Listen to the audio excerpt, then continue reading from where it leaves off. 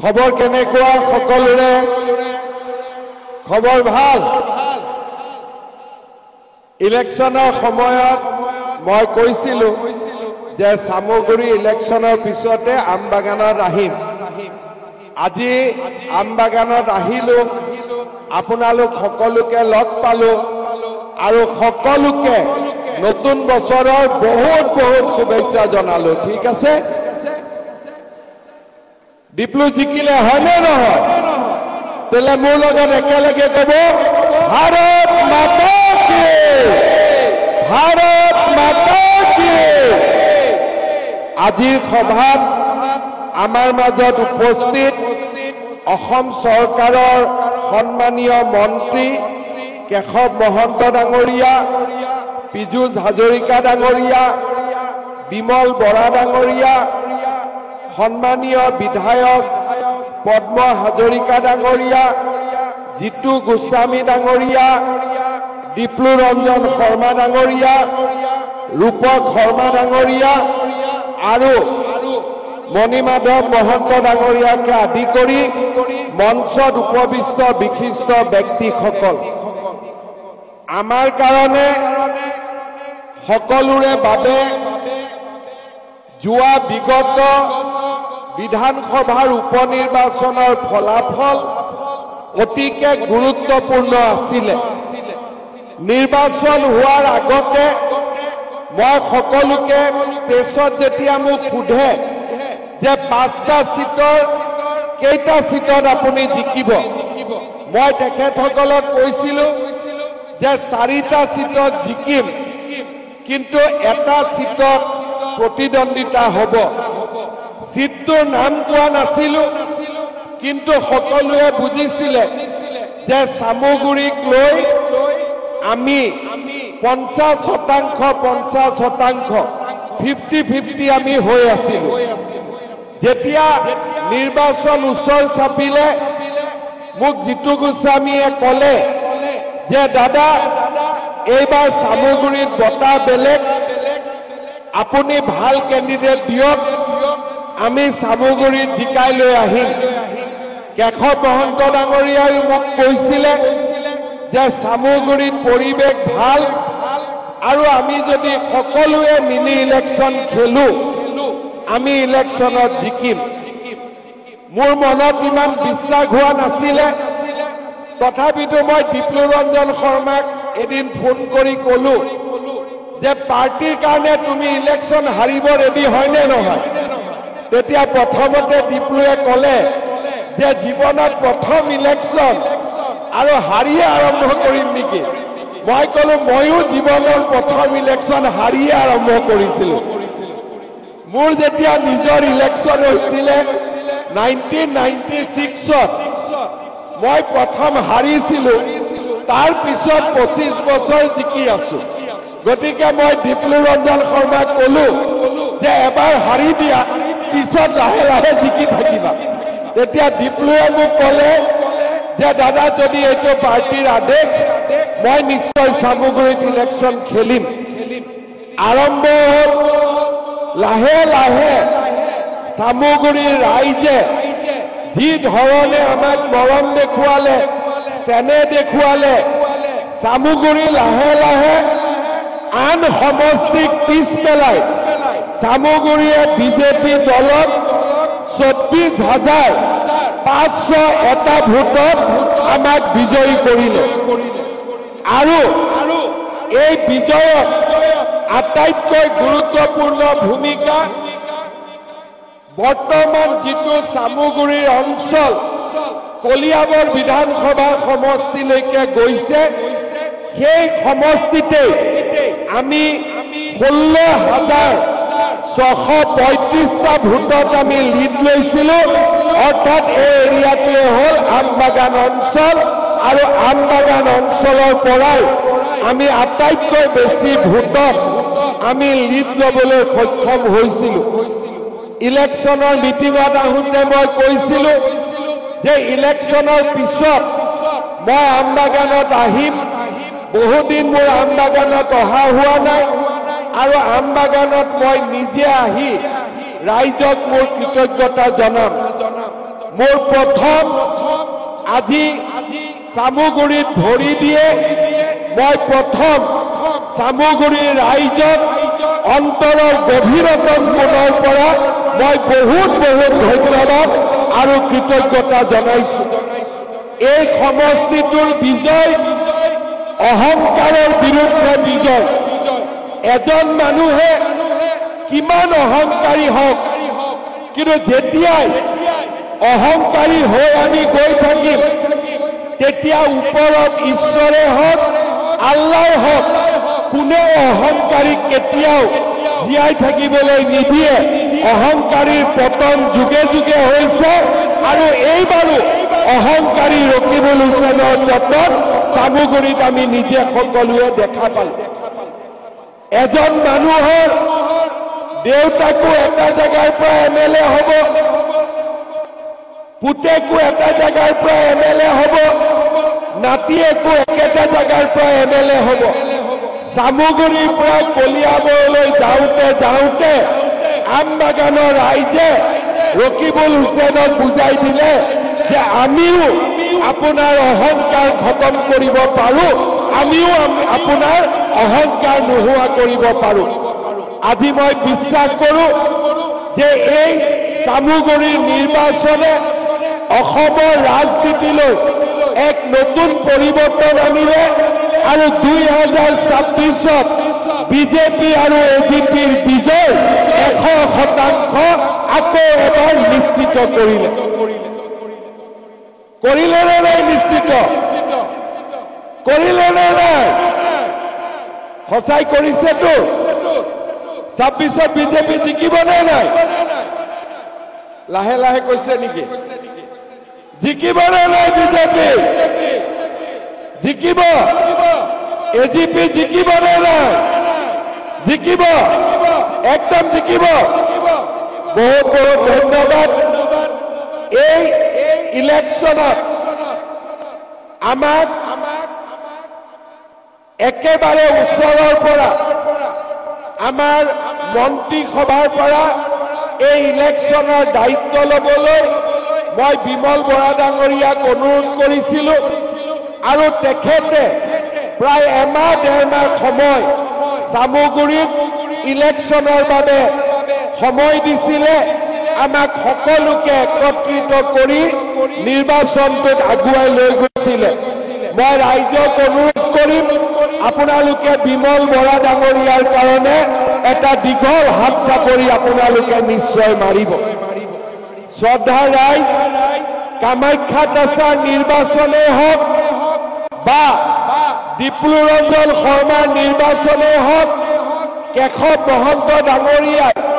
যেতিয়াৰ পৰাই এই অঞ্চলটো কলিয়াবৰলৈকে গৈছে আৰু তাৰ আগৰ পৰা তেখেতে এই অঞ্চলৰ ৰাইজৰ উন্নয়নৰ বাবে সদায় চিন্তা কৰি আহিছে। মই ৰাইজক অনুৰোধ কৰিম আপোনালোকে কেশৱ মহন্ত ডাঙৰীয়াৰ কাৰণেও এটা দীঘলীয়া হাত চাপৰি মাৰি দিব আৰু তেখেতক আশীৰ্বাদ কৰিব। এই নিৰ্বাচন আমি খেলিম নেখেলিম, জিকিম নিজিকিম, এজন মানুহে একেবাৰে ওচৰৰ পৰা এই নিৰ্বাচনত নেতৃত্ব দিছিল, দিনে ৰাতিয়ে কষ্ট কৰিছিল আৰু সেইজন ব্যক্তিৰে নাম হ'ল বৰহমপুৰ সমষ্টিৰ বিধায়ক জিতু গোস্বামী ডাঙৰীয়া। মই আপোনালোকক অনুৰোধ কৰিম জিতু গোস্বামী ডাঙৰীয়াৰ কাৰণেও আপোনালোকে এটা দীঘলীয়া হাত চাপৰি মাৰি তেখেতক যেন আশীৰ্বাদ কৰে। শ্ৰদ্ধা ৰাইজ, কেইটামান মাহে হওক বা ডেৰটা বছৰে হওক চামুগুৰি সমষ্টিৰ ৰাইজে ডিপ্লুৰঞ্জন শৰ্মাক বিধায়ক হিচাপে নিৰ্বাচিত কৰিলে। ইয়াৰ পিছত চামুগুৰিৰ কলেবৰ পৰিৱৰ্তন হ'ব, নতুন চামুগুৰি হ'ব। কিন্তু ৰাইজক আমি কথা দিছো নতুন চামুগুৰিটো ৰকিবুল হুছেইনৰ পৰিয়ালত আমি সকলোৱে লগ লাগি আকৌ এবাৰ পৰাস্ত কৰিম। 26তো তেওঁক আকৌ এবাৰ আমি ইলেকশ্যনত হৰুৱাম। সেই সংকল্প আজিয়ে আমি ইয়াতে গ্ৰহণ কৰিছো। মই দীপলু ৰঞ্জন শৰ্মাক আজি অভিনন্দন জনাম যে তেখেতে সুন্দৰভাৱে নিৰ্বাচন প্ৰতিদ্বন্দ্বিতা কৰিলে ৰাইজৰ মৰম আদৰ আৰু তেখেতে বিপুল ভোটত বিজয়ী হ'ল মই আশা কৰোঁ দীপলু ৰঞ্জন শৰ্মা ডাঙৰীয়াই কেশৱ মহন্ত ডাঙৰীয়াৰ সৈতে লগ লাগি এই বৃহত্তৰ আমবাগান অঞ্চলৰ ৰাইজৰ উন্নয়নৰ কাৰণে কাম কৰিব আৰু মই মুখ্যমন্ত্ৰী হিচাপে দীপলু ৰঞ্জন শৰ্মাক সকলো ধৰণৰ সহায় আৰু সহযোগিতা আগবঢ়াম কেশৱ মহন্ত ডাঙৰীয়াক সকলো ধৰণৰ সহায় আৰু সহযোগিতা আগবঢ়াম শ্ৰদ্ধাৰ ৰাইজ আজি আমবাগানত মই অহাৰ সময়তে স্থানীয় ৰাইজে মোক কেইবাটাও আমবাগানৰ উন্নতিৰ বাবে দাবী উত্থাপন কৰিছে প্ৰথম দাবী হ'ল যে আমবাগানত 30খন বিচনাযুক্ত এখন মডেল হস্পিটাল নিৰ্মাণ কৰিব লাগে ৰাইজক মই প্ৰতিশ্ৰুতি দিছোঁ আগষ্ট মাহৰ আগতে ইয়াত মডেল হস্পিটাল নিৰ্মাণৰ কাম আৰম্ভ হ'ব এই প্ৰতিশ্ৰুতি মই আজি আপোনালোকক দিব বিচাৰিছোঁ আপোনালোকে আমবাগান বজাৰৰ পূজা বাৰীখন অত্যাধুনিক ৰূপত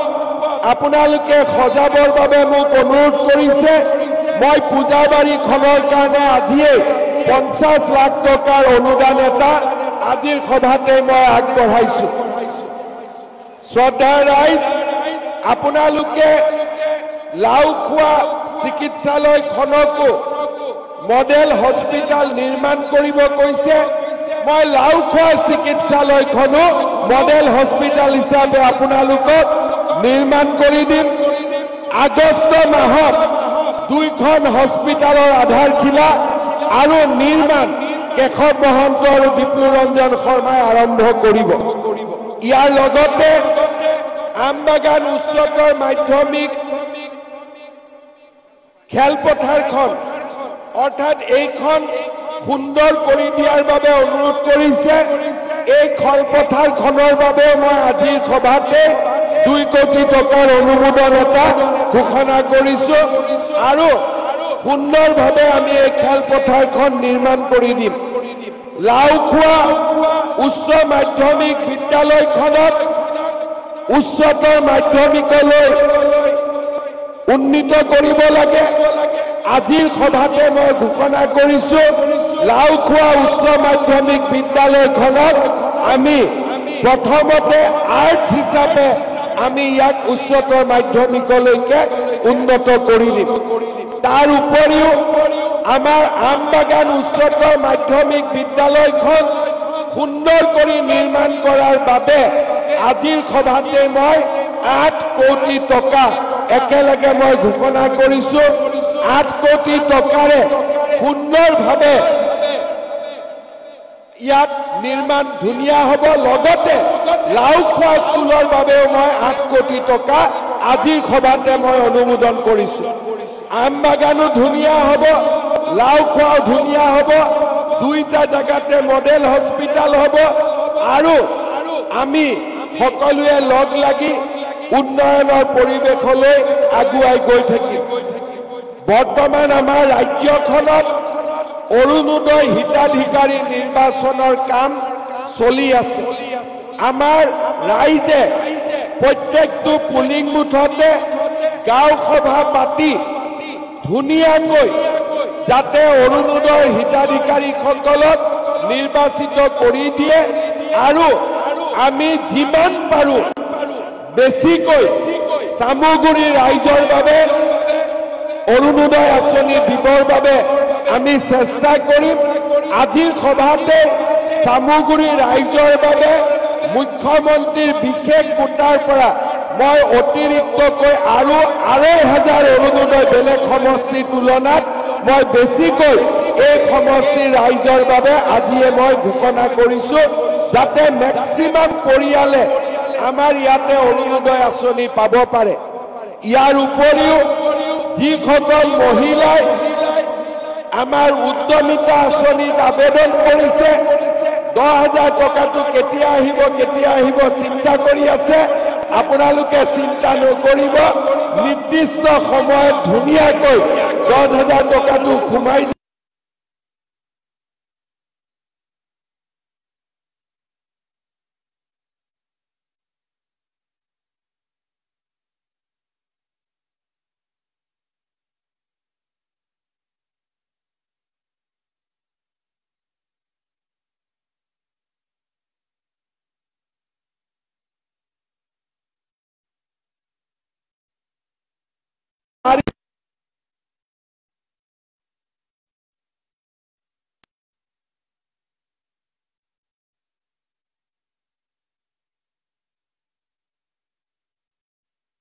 টকাখিনি গোটাই আছো আৰু আপোনালোকক অহা কেইদিনমানৰ ভিতৰতে আপোনালোকে 10,000 টকাটো পাই যাব একেবাৰে চিন্তা নকৰিব ঠিক আছে আপোনালোকে এইটো বিষয় লৈ একেবাৰে চিন্তাই নকৰিব মোৰ ওপৰত এৰি দিব এতিয়া মই দুটা কথা কৈ সামৰণি মাৰি আমাৰ অসমখন লাহে লাহে পৰিৱৰ্তনৰ ফালে আগবাঢ়িছে এদিন আমাৰ অসমখন আছিল অসমীয়া বঙালীৰ মাজত কাজিয়া হিন্দু মুছলমানৰ মাজত কাজিয়া জনজাতীয় অসমীয়াৰ মাজত কাজিয়া আমাৰ অসমখন অশান্তিৰ অসম আছিল যোৱা 3.5 বছৰত বিজেপিৰ চৰকাৰ অহাৰ পিছৰে পৰা আমি অসমত কোনো সম্প্ৰদায়ৰ মাজত কাজিয়া লাগিব হুলস্থুল কৰিব কাকো দিয়া নাই আৰু আজি বঙালী মানুহে হওক অসমীয়া মানুহে হওক জনজাতীয় মানুহে হওক আমি সকলো শান্তিত বাস কৰিছো কোনেও কাৰো ওপৰত অত্যাচাৰ কৰিব নোৱাৰে সকলোৰে মাজত মৰম আৰু স্নেহৰ এটা সুন্দৰ পৰিৱেশ আমি নিৰ্মাণ কৰিছো আজি ৰাতিপুৱা নগাঁৱত আমি স্কুটি বিতৰণ কৰিছিলো চাইকেল বিতৰণ কৰিছিলো তেতিয়া মই এটা কথা কৈছিলো যে আগতে যেতিয়া এপিএছচিৰ ৰিজাল্ট দিয়ে পুলিচৰ ৰিজাল্ট দিয়ে যেতিয়া ডাঙৰ পৰীক্ষাৰ ৰিজাল্ট দিয়ে দুখীয়া মানুহে ৰিজাল্টৰ খবৰ নলৈছিল কাৰণ চাকৰি দুখীয়া মানুহৰ ভাগ্যত লিখাই নাছিল এজন যদি দুখীয়া মানুহ এচিএছ অফিচাৰ হ'ব লাগে 1 কোটি টকা ঘোষ নিদিলে কোনো এচিএছ হ'ব নোৱাৰিছিলে চৰকাৰী চাকৰিৰ বাবে হয় ৰকিবুল হুছেইনৰ ঘৰত অহা যোৱা কৰিব লাগিছিলে নহলে 10 লাখ 15 লাখ টকা ঘোষ দিব লাগিছিলে পুলিচত ল'ৰা দৌৰে যোনে দৌৰি পাছ কৰে সি চাকৰি নাপায় যোনে দৌৰি ফেল কৰে সি চাকৰি পায় আজি আমি অসমত এটা নতুন পৰিৱেশ সৃষ্টি কৰিলো চাকৰি কোনে পাইছে মন্ত্ৰীৰ খুল খালি একে নহয় চাকৰি কোনে পাইছে